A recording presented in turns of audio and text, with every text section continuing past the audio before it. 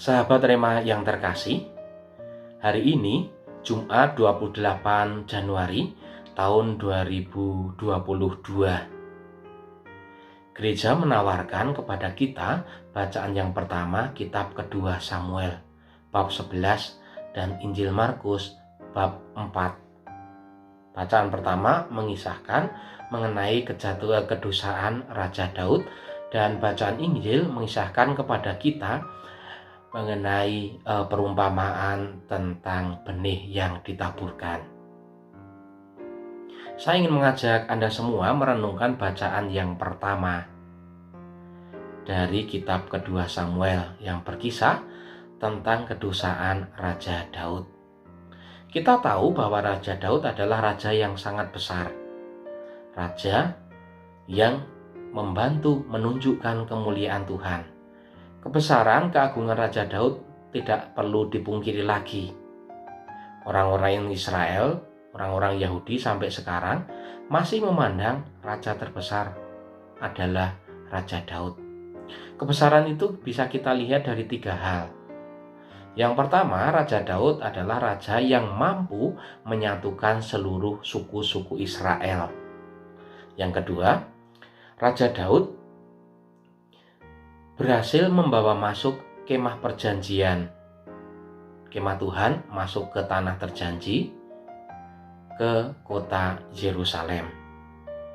Ini adalah kebesaran rohani yang bisa kita lihat. Dan yang ketiga, Raja Daud dalam masa pemerintahannya berhasil mengalahkan orang-orang Kanaan, suku-suku Kanaan. Dengan kata lain, Tuhan lebih besar, Tuhan orang Israel lebih besar dari Tuhan orang-orang Kanaan. Sahabat Rema yang terkasih, kitab suci ditulis atau dibuat untuk menunjukkan kebesaran atau kemuliaan Tuhan.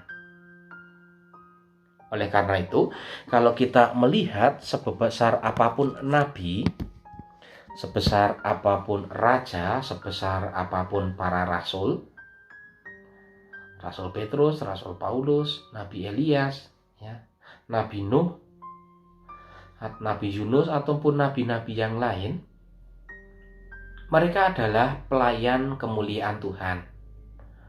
Oleh karena itu, hari ini dalam bacaan yang pertama dari kitab kedua Samuel berkisah mengenai Raja Daud yang besar juga jatuh dalam kedosaan.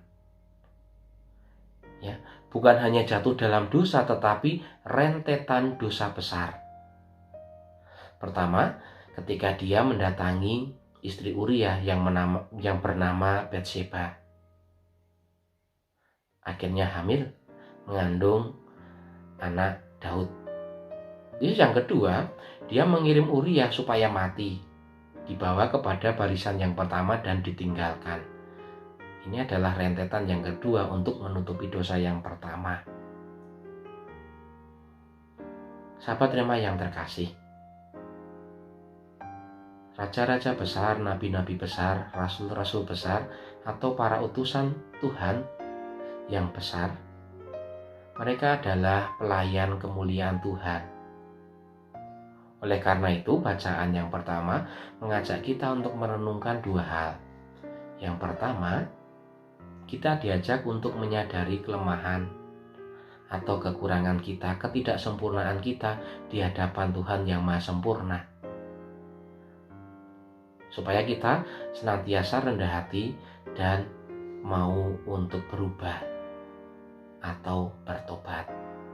Yang kedua, bacaan yang pertama mengajak kita untuk merenungkan bahwa apapun, sebesar apapun yang kita lakukan, supaya kita sadar dan tidak jatuh kepada ego seperti ego Raja Daud.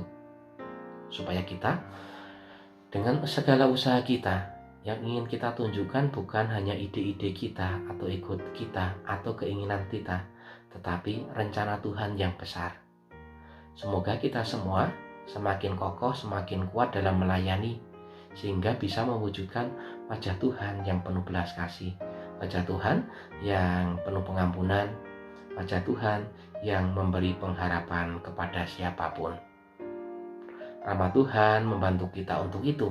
Semoga Anda semuanya dibimbing, dilindungi, dan diberkati oleh Allah Bapa yang Maha Kuasa dalam nama Bapa dan Putra dan Roh Kudus. Amin. Berkah dalam, Tuhan memberkati.